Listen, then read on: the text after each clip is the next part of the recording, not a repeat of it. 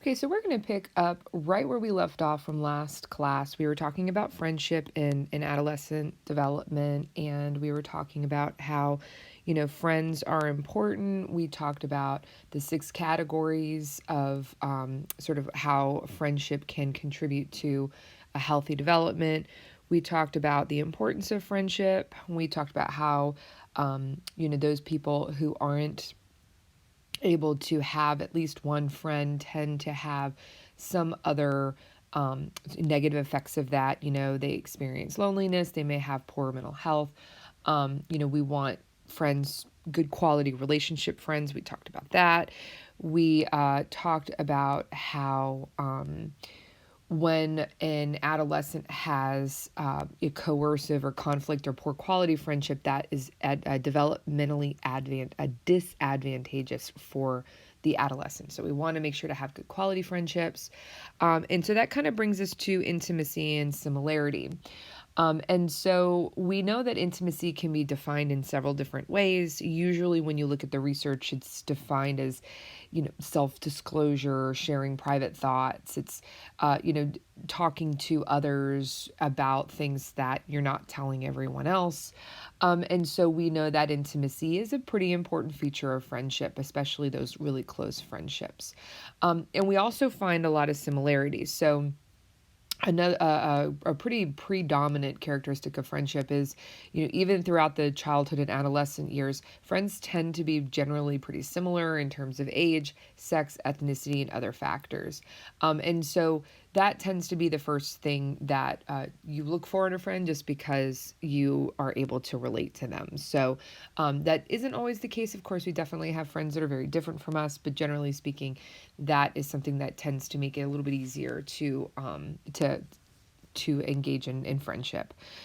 When it comes to mixed age friendships, so a lot of adolescents are going to develop friendships with people who are close in their own age, but they may have best friends who are older or younger than them. We do find some relationships with having an older friend. And so if you have an older youth, you may be a little bit more likely to engage in delinquent behavior. You may be more likely to have, engage in early sexual behaviors. But it's not really clear if it's the fact that it's an older youth guiding them to that behavior, or if that younger adolescent is kind of predispositioned or prone to deviant behavior before they even develop that friendship. So it's really hard to tease that apart, because that teen might already be at risk for doing those deviant behaviors, and then they tend to gravitate more toward older youths anyway. And is it that, or is it the older youth that's causing that? Very difficult to tease that out. When we look at other sex friendships, so, an adolescent female, a girl being friends with a boy, and it being a friendship, right? Adolescents are more likely to have same-sex friends, and they tend to associate with other sex friends a lot more common than we initially thought. The number of other sex friendships tend to increase in early adolescence. Girls tend to report more other sex friends than boys. And the research does show that some other sex friendships are linked to some negative behaviors. For example, earlier sexual intercourse, increases in alcohol use, and delinquency. But again, it's very difficult to tease that apart and saying, is that the fact that, a girl might be friends with lots of boys, or a boy might be friends with lots of girls, if that's necessarily causing it, or if that's just another additional factor. The last thing on this I want to talk about is loneliness. And so this is really important. We talked about this very briefly before, but I really want to talk about this idea of chronic loneliness. Okay, so this is not just, oh, I'm lonely tonight or this weekend or whatever. This is this feeling of sort of constant loneliness, right? And we all feel lonely at some time, but chronic loneliness, this is a chronic condition where a person is experiencing this over a significant period of time. And this chronic loneliness, this is really linked with impaired physical health, mental health, And so that can, of course, be interwoven through life transitions. One period of time that you guys might have actually experienced loneliness is that first year in college, right? So you're away from your friends. You might be really far from where you grew up, and having to make all these new friends. This can really, this sort of feeling of loneliness can certainly make your life a lot, harder. And so one thing that I do want to distinguish between loneliness, right? So loneliness is when you're feeling like either you don't have friends or your friends aren't really engaging with you, and you want to be, you want to have those friendships.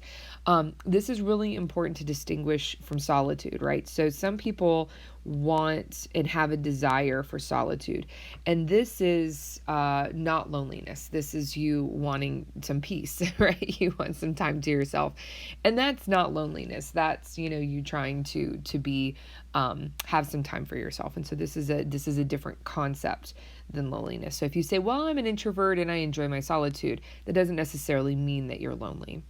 Okay, and so looking a little bit at some different adolescent groups. So there's a lot of differences between groups in childhood versus in adolescence. And so childhood groups often tend to be friends or neighborhood acquaintances.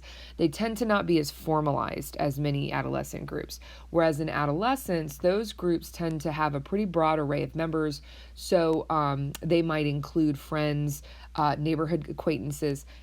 They might be members of other kinds of groups, but they all make up, it's a more diverse group, make up the general adolescent group. So childhood groups tend to be not quite as formalized. Adolescent groups tend to have more of a hierarchy and tend to be more formalized. We also, of course, see opposite sex participation in social groups increasing during adolescence, as you can imagine. So looking at kind of the definitions of different groups, and many of you are probably very familiar with these terms and have heard them.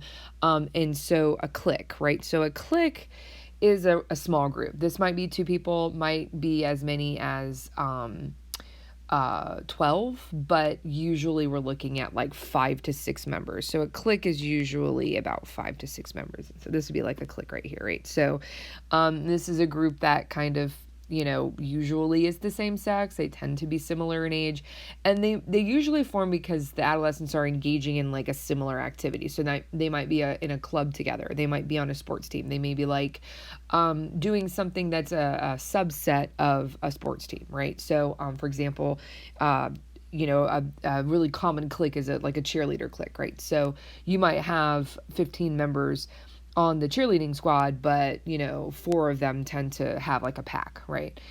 So a clique is a smaller group.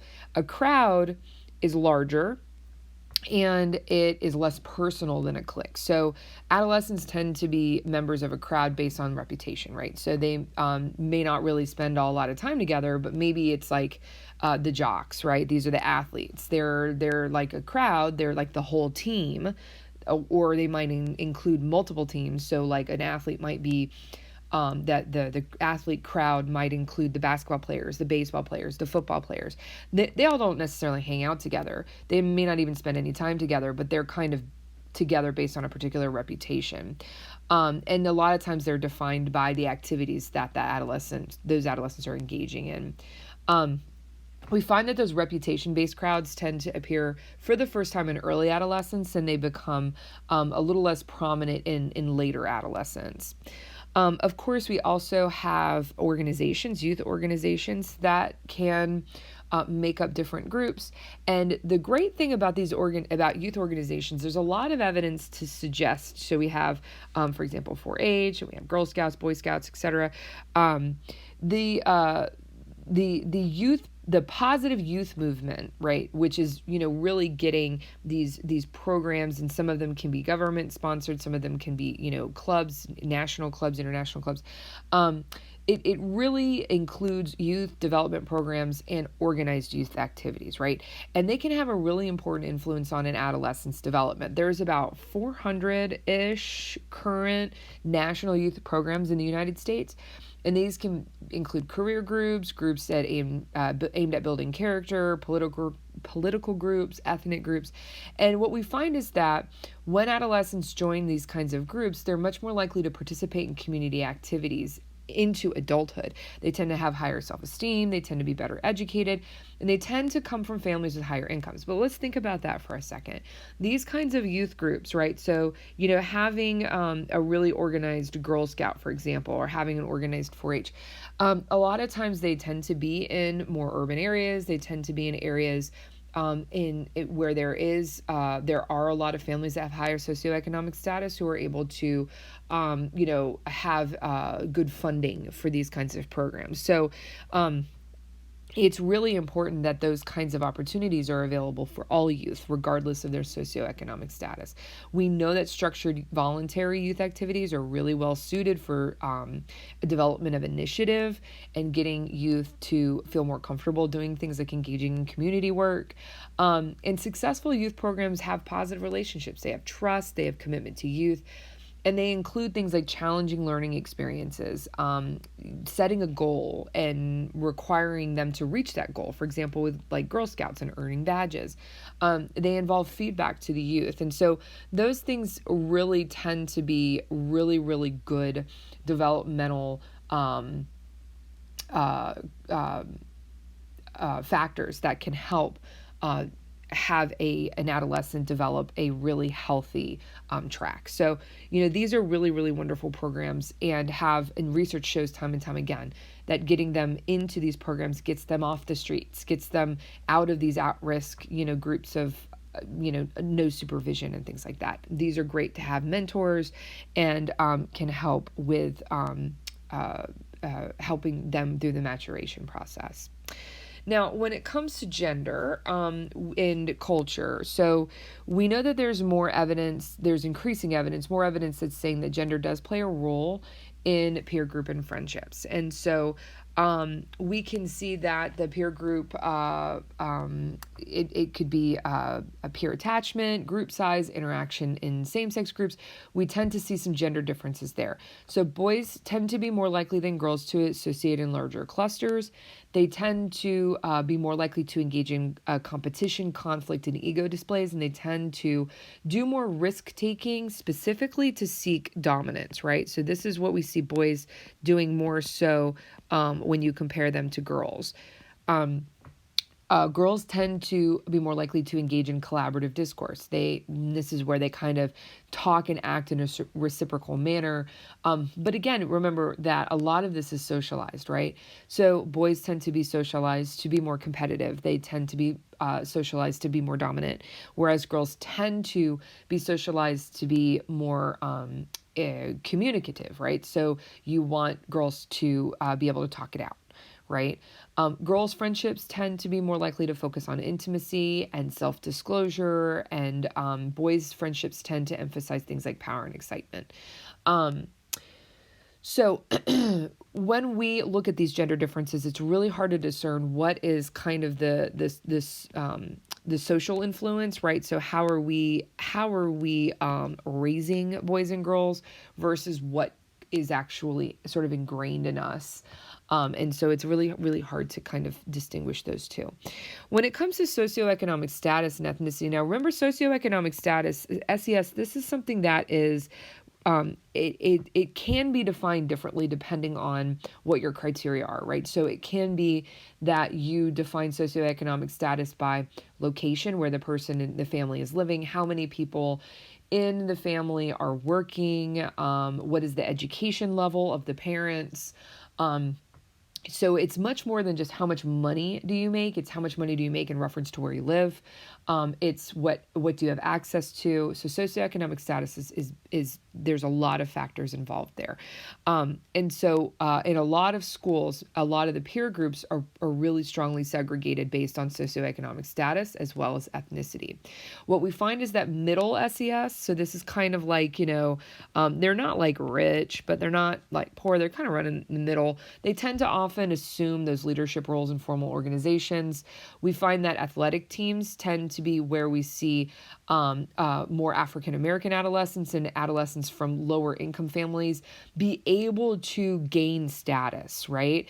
They can even surpass adolescents from middle and upper socioeconomic status because of the ability to kind of work up the ranks in athletics. For ethnic minority youth, especially with immigrants, peers from their own ethnic group really provide a crucial sense of brotherhood or sisterhood within the majority culture. So it's a way for them to relate when there's a majority culture, and they're trying to sort of find their identity within all of this. And we talk a lot about representation, and this is something I'm going to get to culture in just a minute. Representation, make sure I'm spelling this right. This is something that we talk a lot about in terms of like race and ethnicity, but this is also includes culture. When you have a majority culture that's kind of running the country or running the show, representation is really important so that those who are in minority can feel like they're being seen and heard. And that is really, really important for really healthy development, and also good sense of self and sense of self-identity. Now, when it comes to culture, in some cultures, adults really restrict an adolescent's access to peers. It depends on the particular culture. So, for example, if you do a cross-cultural analysis, there was one done not too long ago, comparing U.S. adolescents to Japanese adolescents, we see that the peer group was much more important in American adolescents compared to Japanese adolescents. In other countries and regions, peers play more prominent roles in adolescents' lives, and in some cultures, children are actually placed into peer groups for greater lengths of time at an earlier age than even in the United States. So there are differences in culture and how the peer group is rated in terms of importance. And so adults get to choose, okay, well, I don't really want you spending time with your friends because family is more important. Or it could be, no, we recognize that peers are actually really, really important. And so we want you guys to spend time with other people your age and your maturation. And of course, we also see differences in culture when it comes to things like dating, and we're going to talk about that next. So when it comes to dating, it's definitely been a sort of a historical thing that since sort of the 1920s, and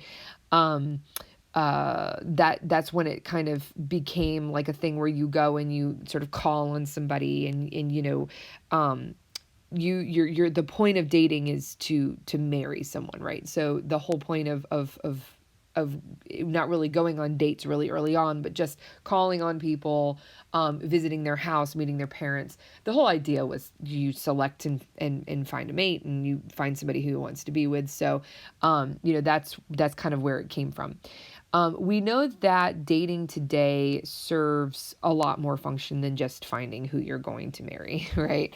And so these functions, there's about 8 functions that we can talk about. So recreation, right? Just because it's fun to go on a date, and it's fun to, do that whole process of this sort of social expectation. And in some cases, your first date might be going to the movies, and it might have a chaperone, and it's kind of fun to sort of almost play at dating even early on. It is a source of status, right, and achievement. To go on a date, you say, ooh, I went on 3 dates. So it's part of, gaining, it's a milestone, and it's a part of gaining status. It's also part of the socialization process. So this is something that is expected for teens to do. This is, something that is part of growing up, and it's part of that process. It also is important for learning about intimacy. And so this is just, learning about what you feel comfortable with, learning about, how to disclose information to a potential partner. It also allows for experimentation, right? So this is experimentation in terms of exploration, sexual experimentation, and understanding how all that kind of factors in, and how, what you like and what you don't like. Also companionship, right? So just having somebody to confide in and someone to talk to, even if you're not, even if you're not sort of going steady, even just the dating process, right, is just, having somebody to go to the movies with or go out to eat with. But also the dating process of actually, having a boyfriend or girlfriend is important for that companionship and experimentation. It also helps with identity formation. So this is something that, you're trying to figure out who you are, and especially for those who are, curious about other, sexual orientations, this might be a really important time for them to really, identify what they're interested in. And of course, just, looking at the sort of very basic, that there does come out to a mate sorting and selection sort of element to it, where you decide who you like and who you don't like. And you don't really necessarily, like certain kinds of people, right? You may have a type. You might have, I like taller people, or I like shorter people, or I like people who have a great sense of humor. This is just kind of figuring that out.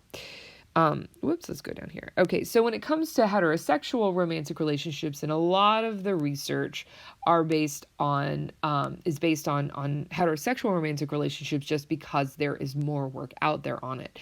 So we have about like 3 stages that characterize the development of a romantic relationship during adolescence. So the first stage is sort of entry into this. It's entry into romantic attractions, trying to figure out, how you affiliate and who you are, attracted to. This is really triggered by puberty. This is where you see like a crush, right? So this is like 11 to 13 years old. You might have a crush on somebody and you're like, oh, I really like, so-and-so. And then you kind of move into the next phase, which is exploring romantic relationships. This is casual dating. This is also group dating. So you might have another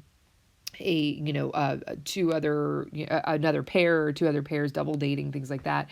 This is about 14 to 16 years of age where we see this occur.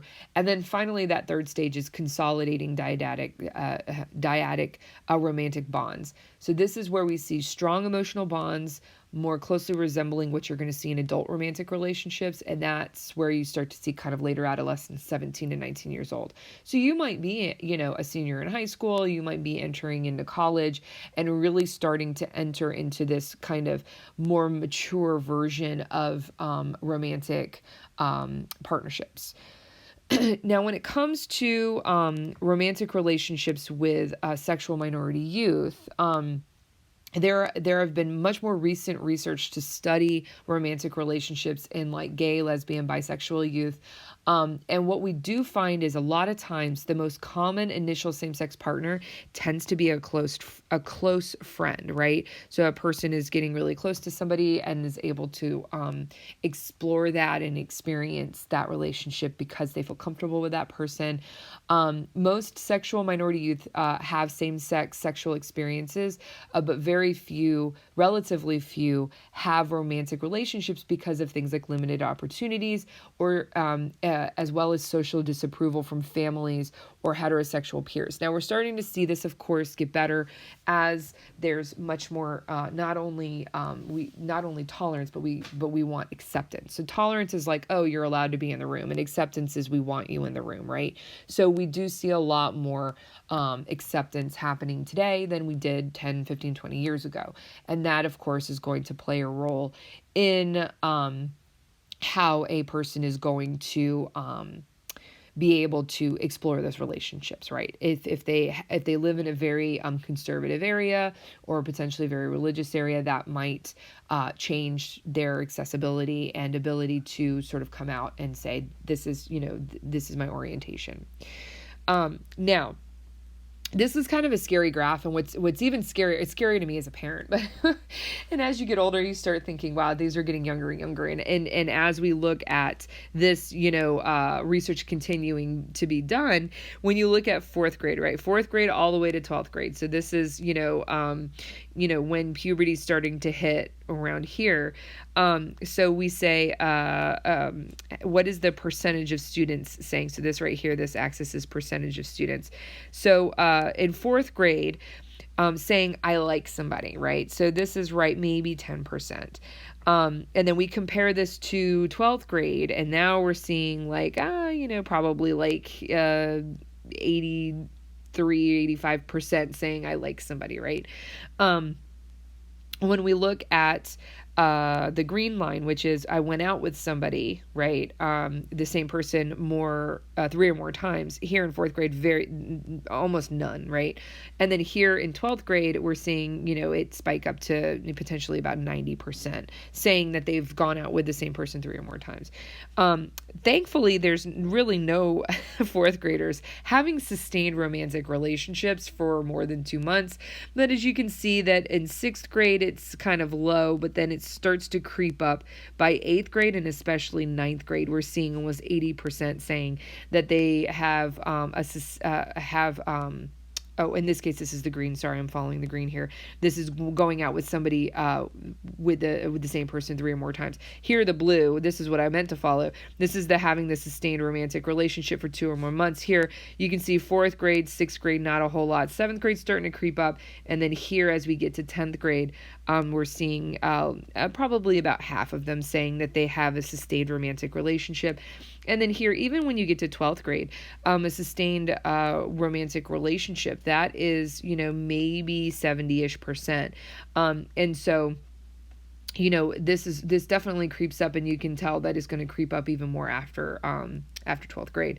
And then here, planned engagement. Thankfully, no 4th graders are planning any engagements even up to 8th grade. Here, we're starting to see 9th grade an actual planned engagement or marriage. Again, this is kind of one of those scary times where I say, okay, well, they're way too young for that, right? But we do see in 12th grade, only about 20% are saying that they're serious enough to actually engage in to have an engagement or a planned marriage. And so we're going to kind of move into these romantic relationships a little bit more. I'm going to end the slideshow here just so that I can break up the lectures to give you guys a little